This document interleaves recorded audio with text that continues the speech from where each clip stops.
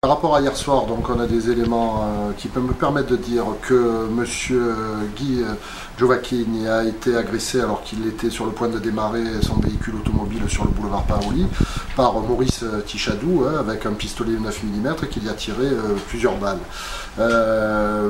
Giovacchini a réussi, et c'est assez exceptionnel pour le signaler, à engager le combat avec son adversaire, à le désarmer, à se saisir de son arme et à le frapper très sévèrement avec la crosse de l'arme 9 mm. Il a ensuite été maîtrisé par les forces de l'ordre et les deux hommes qui sont tous les deux grièvement blessés ont été médicalisés et conduits à l'hôpital de Bastia. Au moment où je vous parle, M.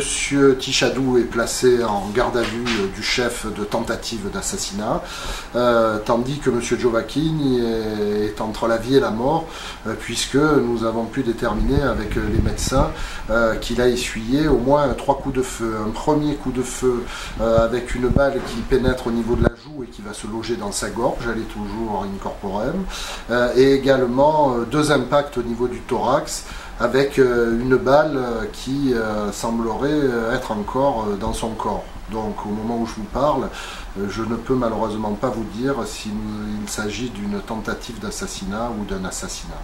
Giovacchini luttant entre la vie et la mort et luttant actuellement pour sa survie. Trop tôt, je n'ai aucune idée sur le mobile. Il y a un certain nombre d'éléments qui ont été trouvés sur place qui peuvent laisser penser qu'il y a peut-être une préméditation. C'est la raison pour laquelle j'ai demandé aux enquêteurs de diligenter une enquête pour tentative d'assassinat. Mais bien évidemment, c'est tout à fait prématuré pour vous indiquer quel est le mobile de cette agression dramatique, incroyable, en plein centre de Bastia, à une heure où il y a encore beaucoup de personnes qui circulent sur la voie publique. Là, nous avons retrouvé évidemment un certain nombre de douilles, un certain nombre d'impacts. Nous avons également retrouvé une cagoule et un bonnet. Alors est-ce qu'ils étaient là fortuitement ou est-ce qu'ils appartiennent à la scène de crime? C'est évidemment les investigations de police technique et scientifique qui permettront dans un second temps de le déterminer.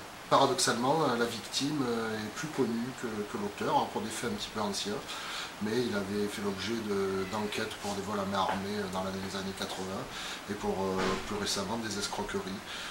L'auteur des faits, M. Tichadou, lui étant connu pour une seule affaire un peu ancienne de violence volontaire.